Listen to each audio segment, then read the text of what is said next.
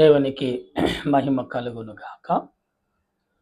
ప్రభు పేరట మీ అందరికి వందనాలు, శుభాలు. మరణాత.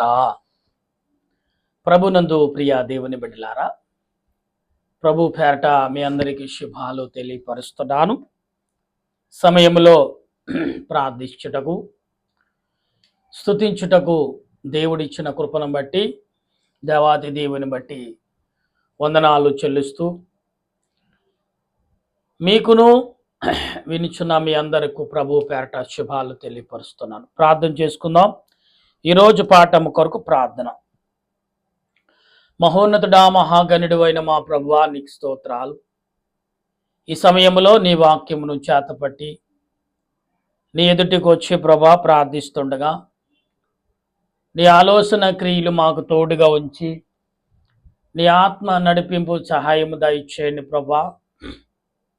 దేవా, నీ ఆత్మ నడిపింపును, నీ ఆలోచన క్రియలు మాకు దయచేసి, దేవా నీవు దయాళువుడువు, నిరంతరము మాతో నడిచేవాడువు. అందుకు నీకు వందనాలు చెల్లిస్తూ, నీ దాసుడే నేను నీ లేఖనమును చేతపట్టి నీ బిడలి ఎదుట నిలుచున్న నేనే గాని మాట్లాడేది నీవే. నా తలంపులు నా ఆలోచన మరుగు చేసి నీ బిడ్డలతో నీవే మాట్లాడమని ఆత్మరూపుడు రక్షణకర్త అయిన దేవదేవుని నామమును అడిగి ప్రార్థిస్తున్నాను పరమ తండ్రి, ఆమేన్. మన తండ్రిని దేవుని సహాయంతోడే ముందుకు నడిపించును గాక, ఆమేన్. ప్రభునందు ప్రియ దేవుని బిడ్డలారా, ప్రభు చెప్పిన మాట మనం గమనించాలి ఒకసారి. ఎందుకు అనగే మనం గమనించినప్పుడు ప్రభు ఏం మాట్లాడుతున్నారు అని వాక్య గ్రంథంలో చూస్తే 118వ అధ్యాయంలో మనము ఈరోజు యెహోవా దయాళుడు, ఆయన కృప నిరంతరము నిలుచును, ఆయనకు కృతజ్ఞతాస్తుతులు చెల్లించుడి. ప్రియులారా, ఈరోజు యెహోవా దయాళుడు, ఆయనకి కృతజ్ఞతాస్తుతులు చెల్లించుడి. దయగల దేవుడుకు మనం ఏ రకమైన స్తుతులు చెల్లిస్తాం? ఈ లోకం అసలు నిజంగా చూస్తే చాలా ఆందోళనగా ఉందండి. ఎన్ని రకాలుగా అంటే ఊహించని రీతిలో ఉంది. అంతు చిక్కన పరిస్థితిలో లోకం ఉంది. అంతు చిక్కల లోకంలోకి వెళ్ళిపోతుంది లోకం. ఒకసారి మనం ఆలోచన కలిగి ఉండాలి. ఎందుకు అంటే దేవుడు తన కృపను బట్టి, తన ఆలోచన బట్టి నడిపిస్తున్నాడు. తన క్రియలను బట్టి, తన ఆలోచన తలంపును బట్టి దేవుడు నడిపిస్తూనే ఉన్నాడు. అయితే ఇక్కడ మాట్లాడుచున్న ఆయన కృప నిరంతరము నిలుచునని ఇశ్రాయేలీయులు అందరూ గాక, అంటే ఆయన కృప నిరంతరం ఉండును గాక అని ఇశ్రాయేలు ప్రజలు అందరూ గాక అన్నాడు. అంటే దేవుని కృప వల్లనే మనం మనుషులుగా జీవిస్తున్నాం అనేది ఇక్కడ తేటతలమైంది. ఎందుకంటే దావీదు భక్తుడు చెప్పుచున్న మాటకును మనం మాట్లాడే మాటలకు చాలా వ్యత్యాసం కనబడుతుంది. అయితే ఆయన కృప నిరంతరం నిలుచునని అహరోను వంశస్థులు అందరూ గాక, అంటే మోషే వంశము కంటే అహరోను వంశస్థుల ద్వారా వారు దేవుని కృప నివసించును గాక, అంటే దేవుని కృప మాతోటే ఉన్నది, మాతోటే నడుస్తున్నాడు, ఆయన మాతోటే జీవిస్తున్నాం, ఆయనతోటి మేము జీవిస్తున్నాం, మాతో నడుస్తున్నాడు, మేము ఆయనతో జీవిస్తున్నాం అనే మాటను మోషే తర్వాత అహరోను యొక్క ప్రజలను, అహరోను సంతానం దేవుడు దీవిస్తున్నాడు అనే భావము ఈరోజు మనం కలిగి ఉండాలి ప్రియులారా. ఎందుకు అంటే ఆత్మ తలంపులు కలిగిన నీవు నేను మనమందరము కూడా ఆయన విషయాల్లో అటువంటి ఆలోచన కలిగి ఉండాలి. అయితే ఆయన కృపను నిలుచునని యెహోవాయందు భయభక్తులు గలవారు అందరూ గాక, అంటే దేవుని యందు ఎవరైతే భయభక్తులు కలిగి ఉంటారో, ఈ లోకం ఎంత భయంకరంగా ఉందో తెలుసండి. ఊహించని రీతిలో ఉంది ఈ లోకం, ఊహించిన ప్రమాదంలో ఉంది ఈ లోకం, ఊహించిన క్రియలలో ఉంది ఈ లోకం. గనుక మీరు ఆలోచన కలిగి ఉండాలి. మీరు ఒకసారి ఆలోచన తలంపులు కలిగి ఉన్నప్పుడు దేవుడు ఏ రకమైన క్రియలు మనకిస్తున్నాడు, ఎందుకు ఆయన కృప మనకెందుకు ఉంటుంది? ఎందుకు ఇశ్రాయేలు ప్రజలు కోరుకుంటున్నారు? ఎందుకు దేవుడు ఉన్నాడు అని అంటున్నారంటే ఒక నమ్మకం. దేవుడు లేకుండా ఏమీ చేయలేము అనే ఒక నిర్వచనానికి వచ్చేసారు ఇశ్రాయేలు ప్రజలు. అయితే నేను నేను అంటున్నాడు ఇక్కడ ఏమనంటే ప్రియులరా ఒకసారి గమనించండి ఒకసారి. మనము గమనించే విషయాలు చాలా చాలా రీతిగా ఉన్నాయి.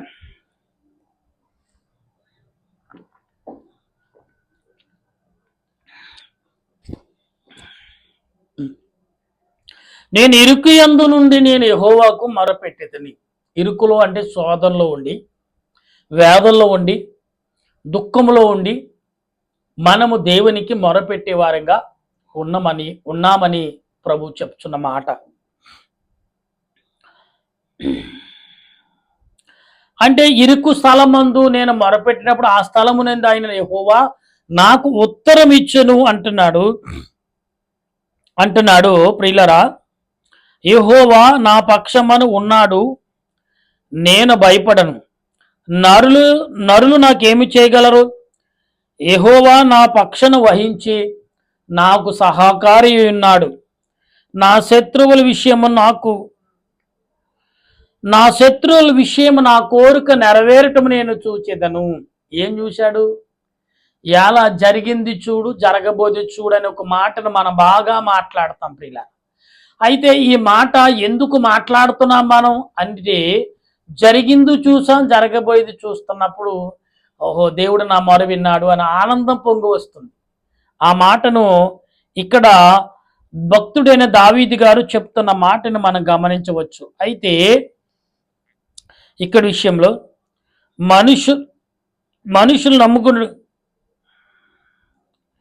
మనుషులు నమ్ముకునుడు కంటే యెహోవాను ఆశ్రయించుట మేలు.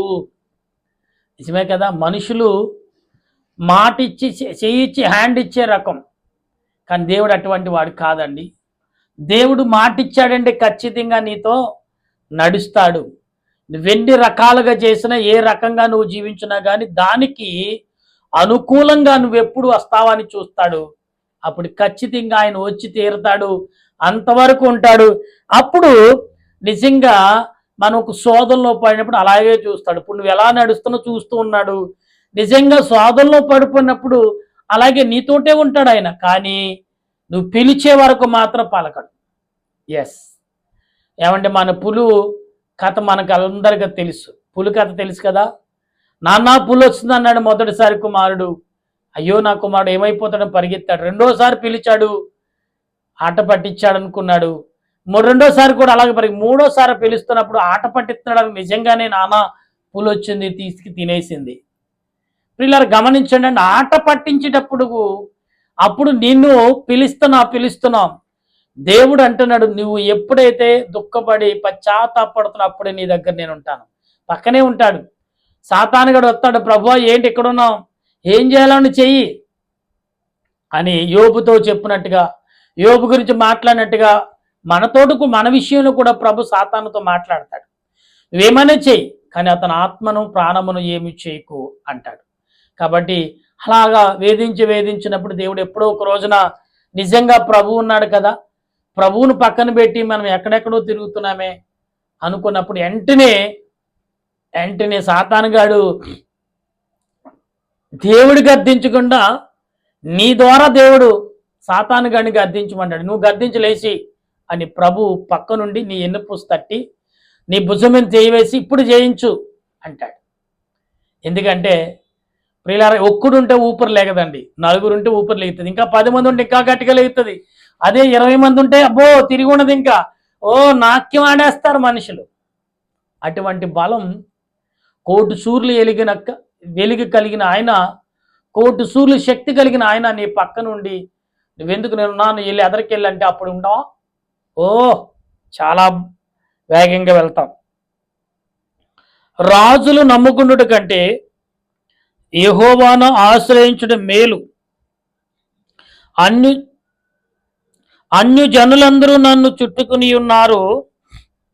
యెహోవా నామమును బట్టి నేను వారిని యెహోవా నామమును బట్టి అంటే నలుదిక్కులుగా వారు అలమేసుకున్నారు, కానీ యెహోవా నామాన్ని బట్టి వారిని ఏండి జయించదను అంటున్నాడు. అయితే వారి నన్ను చుట్టుకుని ఉన్నారు, యెహోవా నామమును బట్టి నేను వారిని నిర్మూలము చేసేదను. కందిరీగ వలె నా మీద ముసిరి ఉన్నారు, ముండ్లు కాసిన మంట ఆరిపోనట్లు వారు నశించిపోయిరి. యెహోవా నామం బట్టి నేను వారిని నిర్మూలము చేసేదను. నేను పడునట్లు నీవు నన్ను గట్టిగా తోసితివి. యెహోవా నాకు సహాయము చేసెను. యెహోవా నా దుర్గము, నా గానము, ఆయన నాకు రక్షణాధారమాయెను. నీతిమంతుల గుడారములో రక్షణను గూర్చిన ఉత్సాహ సునాదులు వినబడును. యెహోవా దక్షిణ హస్తము నాకు సహస కార్యములను చేయును. సహస కార్యములు చేయను. యెహోవా దక్షిణ హస్తము మహోన్నతమాయను. యెహోవా దక్షిణ హస్తము సాహస కార్యములు చేయును. ప్రియులారా, సుమారు మనము ఈ 12 నుంచి 16 వచనాలు మనం చదువుకున్న ఈ 4 వచనాల్లో దేవుడు ఏ రకంగా సహాయం చేస్తాడు, ఏ రకంగా మొరపెడితే సహాయం చేయగలడు, ఏ రకంగా ఆయన నీకు తోడుంటాడు, ఏ రకమైన ఆదరణ ఇస్తాడు, ఏ రకమైన మేలును సమకూరుస్తాడు అనేది లేఖనము ద్వారా ప్రభు చెప్పుచున్నాడు.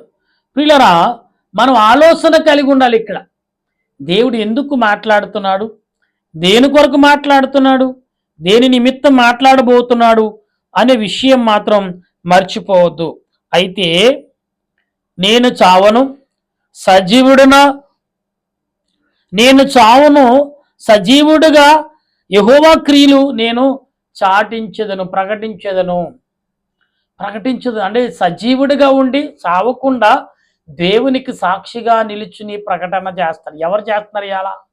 నిజంగా రానున్న దినాల్లో 2030 నాటికి ప్రజలు, క్రైస్తవులు ఎవరు నిజమైన క్రైస్తవులో, ఎవరు అన్యులు? ఇలా ఏమండి, మనం రాజకీయ నాయకులు అది చేసాం ఇది చేసాం, రాజకీయ నాయకులు ప్రజల ఒత్తిడికి గురైపోయి ఎవరిని ఏం చేయాలో తెలియని పరిస్థితి. ఏమండి, ఒక సామెత ఉంది కదా మన తెలుగు భాషలో, అనే కర్రం అంటే పాము కోపం, విడం అంటే కప్ప కోపం, ఎడవం అంటే పాము కోపం, కర్రం అంటే కప్ప కోపం అని అన్నట్టుగా ఒక సామెత ఉంది కదా. అలాగే ఎవరేమన్నా ఏమండి అండగా ఉండరేమో అనే ఒక భయముతో ఏమంటే 2 రకాలుగా మాట్లాడే నాలుకలు కలిగిన వారు రాజకీయ నాయకులుగా మారుతున్నారు. నాయకులు ఒక్కడే నాలుక కలిగిన వాడు రాజకీయ పీఠం ఎక్కిన తర్వాత 2 నాలుకలు కలిగా మాట్లాడుతూ ఉంటారు. ఎందుకంటే చూడనట్టుగా వెళ్తూ ఉంటారు. కానీ తన వరకు వచ్చేటప్పుడు అంతరాత్మ గర్దిస్తుంది, కానీ అంతరాత్మగా లోబడుకుని లోకానికి లోబడి మనుషులకు లోబడి కొన్ని క్రియలు చేయలేదు. కానీ దేవుడు అంటున్నాడు, ఏదో ఒక రోజున రాజులు సహితము వణుకుతారు. రాజులే ఎవరైతే 2 రకాలుగా మాట్లాడారో వాళ్ళ నోటు ద్వారానే దేవుడు పలకరిస్తానంటున్నాడు. పలకరించబడి ప్రకటిస్తానంటున్నాడు. ప్రకటించబడి ఉచ్చరిస్తానంటున్నాడు. ఉచ్చరించబడేది కాదు, ప్రవచనాలు ప్రకటిస్తానంటున్నాడు ఆయన. దేవునికి మహిమ కలుగును గాక. ప్రియులారా, మనం గమనించాలి, యెహోవా కఠినముగా నన్ను శిక్షించిన గాని ఆయన మరణమును అప్పగింపలేదు. నేను వచ్చినట్లు నీతి గుమ్మములు తీయుడి, నేను వాటిలో ప్రవేశించి నేను వాటిలోను ప్రవేశించి యెహోవాకు కృతజ్ఞతాస్తుతులు చెల్లించదను అని భక్తుడు చెప్తున్న మనుషులు చేయవలసిన పనులు ఇవి. నీతిమంతుడుగా, నీతిగా, నిజాతిగా మనం జీవించినట్టు ఖచ్చితంగా దేవదూతలు నీతి యొక్క నీతి తలుపులు తెరిచి వెళ్ళు, ప్రభుతో మాట్లాడు, ప్రభువును ప్రకటించు అనే రీతిలో వారు మాట్లాడతారనేది లేఖనం చెప్తుంది.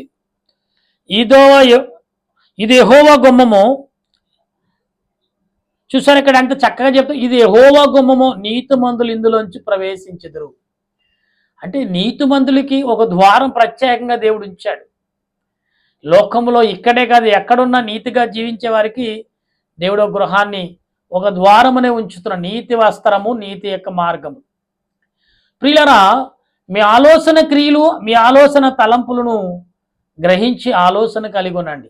ఎందుకంటే ఆత్మ తలంపులు, ఆత్మ నడిపింపు మీరు కలిగి ఉన్నప్పుడు మీరు ఏమనుకుంటున్నారో అటువంటి భావము మనకు కలిగి ఉండాలి. అయితే నీవు నాకు రక్షణాధారుడివై నాకు ఉత్తరమిచ్చి ఉన్నావు. నేను నీ కృతజ్ఞతాస్తుతులు చెల్లించెదను. ఇల్లు కట్టివారు విషేధించి ఇల్లు కట్టిన వారు నిషేధించిన మూలకి తలరాయిగా ఆయన అంటే ఆ రాయ మూల రాయి అవుతుంది. ఏ రాళ్ళు అయితే తీసేస్తారో ఇల్లు కట్టి లాస్ట్కి అదే మూల రాయిగా మారుతుంది అంటున్నాడు. అంటే నువ్వు మాధులో ఏదైతే దేవుడి మాటలు నీకు బలపూర్చవో, ఈ లోకంలో మానవుడిగా సృష్టించబడటకు, మానవుడిగా జన్మించడానికి ఏ మాటలైతే నీకు తోటపడినాయో, నీ ప్రాణం విడిచిన తర్వాత నీ దేహాన్ని విడిచి నువ్వు ఈ ప్రాణానికి మరలా అదే మాటలు అక్కడ రాజ్యాన్ని చేరటకు చాలా అవసరం. కానీ ఆ మాటలు నీవు పాపముతో కప్పివేశావు, పాపమని ఊబుతో కప్పేశావు. కానీ నువ్వు పరలోకం వెళ్ళటకు నీకు ఆధారం లేదు. అందుకనే సాక్ష్యం అనేది చూడండి, ఏమంటే తీర్పు అనే సాక్ష్యం, నీ తీర్పులోకి వెళ్ళి నీ దగ్గర సాక్ష్యం ఖచ్చితంగా ఉండాలి. తీర్పు అనే సాక్ష్యం నీలో లేకపోతే జీవించడం కష్టం. అయితే అది యెహోవా వలనే కలిగినది, అది మన కన్నులకు ఆశ్చర్యకరము. ఇది యెహోవా దినము, ఉత్సాహదని సంతోషించదము. యెహోవా దయచేసి నన్ను రక్షించుము. యెహోవా దయచేసి అభివృద్ధి కలిగించుము. యెహోవా పెరట వచ్చేవారు ఆశీర్వాదం పొందుదురు గాక. యెహోవా మందిరములో నిండి మిమ్మల్ని దీవించుచున్నాము. యెహోవా దేవుడు, ఆయన మనకు వెలుగును అనుగ్రహించున్నాడు. ఉత్సాహ బలుబలుసువును త్రాళ్లతో బలిపీఠం కొమ్ములను కట్టి, నీవు నా దేవుడవు, నేను కృతజ్ఞతాస్తుతులు చెల్లించెదను. నీవు నా దేవుడవు, నిన్ను గణపరచెదను. యెహోవా దయాళుడు, ఆయన కృప నిరంతరము నిలుచుచున్నది. ఆయన కృతజ్ఞతాస్తుతులు చెల్లించుడి. ప్రియులారా, ఈరోజు అంశమే కృతజ్ఞతాస్తుతులు చెల్లించుడి. అయితే మనము దేవుని ఎడల ఎటువంటి కృతజ్ఞతాస్తుతులు చెల్లిస్తున్నాం? ఇది ఈ యొక్క 29 అధ్యాయంలో ఈ యొక్క 118 అధ్యాయంలో కీర్తన గ్రంథంలో కనబడుతున్న మాటలు. అయితే ఈ రోజున కీర్తన గ్రంథంలో భక్తుడైన దావీదు ఎన్ని రకాలుగా స్తుతి చేస్తున్నాడు. మొదటి 1వ తారీఖుని 1వ అధ్యాయం కన్నా మొదలుపెట్టి 150 అధ్యాయం వరకు ఆయన స్తుతి ఎక్కడ మరవల. అవసరాన్ని బట్టి చేయలేదు, ప్రతి క్షణము స్తుతి చేస్తూనే ఉన్నాడు. ఈరోజు మనం మర్చిపోతున్నాం మనుషులుగా, కానీ దావీదు గారు మర్చిపోలేదు. కనుక మీరు విశ్వాసంతో భక్తితో కలిగి ప్రార్థించే కృపను పరిశుద్ధాత్మ దేవుడు మనందరికి అందించును గాక. ఆమేన్. ప్రార్థించేద్దాం. దయగల తండ్రి, నీ కొందనాలు. ఇంతవరకు నాయన యెహోవాను స్తుతించుడి, యెహోవాకు స్తుతి చెల్లించుడి అనే మాటలో చక్కటి అనుభవం మాకు దయచేశావు. నీ ఆత్మ నడిపింపు దయచేశావు. నీ ఆలోచనతో మమ్మల్ని నింపావు. నీ కృపచేత మమ్మల్ని బలపరిచినందుకు నీకు స్తోత్రాలు చెల్లిస్తున్నాను. దేవా, నీ ఆలోచన క్రియలు మా ఎల్లవేళ్లకు, మా ప్రజలందరకు దయచేయండి. మా దేశ ప్రజలు, నాయకులు, చిన్నవారు, పెద్దవారు, ఆయన పెద్దవారు ఎందరో ఉన్నారు. వయసుకి పెద్దవారు, జ్ఞానములో పెద్దవారు, వినయములో పెద్దవారు, విధేయతలో చాలా ఉన్నతస్థాయి స్థితి కలిగిన వారు ఎందరో ఉన్నారు. వారందరం బట్టి నీ కొందనాలు. మా దేశ పెద్దలను బట్టి, మా దేశ నాయకులను బట్టి, మా దేశ యొక్క సేవకులను బట్టి, మా దేశంలో ఉన్న ప్రవచించే ప్రవచనాలను బట్టి తండ్రి, తోడేలు వలె మాట్లాడక గొర్రె బొచ్చు కప్పుకునే తోడేలు వలె కాక, నిజమైన సాధు గొర్రె వలె, సాధు యొక్క ఒదుకు తేపడిన మన గొర్రె కత్తిరించబడే బొచ్చు వలె ఎంత మౌనంగా ఉన్నదో అలాగా నాయన, ఇదిగో తండ్రి, మేము నడుచుకునే కృపను దయచండి. సాధు వలె, సాధు మనస్తత్వం కలిగి, సాధు విధానము కలిగి, చెడు తలంపులు, చెడు ఆలోచన మాలో తీసివేసి నీ ఆలోచనతో మమ్మల్ని, మా దేశ ప్రజలను కాపాడమని దేవాయి సాయంకాల పూట ఎవరైతే ఏ శోధనతో, ఏ ఇబ్బందితో నాయన నీ తలుపు తడుతున్నారు, ఏ ఇబ్బందితో నీ నామాన్ని వర్ణిస్తున్నారు, ఏ స్వాదనతో నిన్ను స్తుతిస్తున్నారో, ఏ కన్నీటితో నిన్ను గణపరుస్తున్నారో ప్రభువా, వారందరిని దీవించుము దేవా. నీ తలుపు తట్టుచున్న ప్రతి హృదయమును, ప్రతి మనిషి యొక్క మొరను దేవా, క్రైస్తవులే కాదు అన్యులు కూడా నీ తలుపు తడుతూనే ఉన్నారు దేవా. నాయన ఎందరో హతసాక్షులు అవుతూనే ఉన్నారు. లోకములో ఏమి జరుగుతుందో తెలియట్లేదు. భూమి మీద ఏమి జరుగుతుందో, ఏ క్షణం ఏమి జరుగుతుందో తెలియని పరిస్థితులు. ఎక్కడ చూసినా నా తండ్రి చాలా గందరగోళమే. ఏం మాట్లాడుతున్నారో తెలియని పరిస్థితి, ఏం ఆలోచిస్తున్నారో తెలియని పరిస్థితి, ఏ రకంగా ప్రవర్తిస్తున్నారో తెలియని పరిస్థితి మనుషుల మధ్య మేము నడుస్తున్నాం. దేవా, నీ కరుణ చూపించవా, నీ దయ చూపించవా, నీ జాలు చూపించి నడిపించమని దీనుడిని అలుపుడు నయోగుడిని ప్రభువా, మరణాత ప్రార్థన సన్నిధి నుండి ప్రార్థన చేసిన ఈ దీనుడు ప్రార్థన, నా దేశ యొక్క సేవకుల విజ్ఞాపన ప్రార్థన అంగీకరించి నా దేశానికి, నా దేశ పెద్దలకు అందరకు శాంతి సమాధానమును, ప్రేమ విశ్వాసము నమ్మకము వినయముని ఎడల కనపరుచుకునే కృపను అందించమని ఆత్మరక్షణకర్తైన దేవదేవుని నామములో అడిగి ప్రార్థన చేయుచున్నాను పరమ తండ్రి, ఆమేన్. మన తండ్రి అయిన దేవుని కృప, త్రియేక దేవుని సన్నిధి, పరిశుద్ధాత్మ అన్యేక జీవితం ఇప్పుడు ఎల్లప్పుడు సదా మీకు, మీ కుటుంబాలకు, మనందరకు తోడుగా ఉండి ఆయన రాకడకు సిద్ధపరచును గాక. ఆమేన్, ఆమేన్, ఆమేన్. మీ అందరికీ వందనాలు. మరణాత.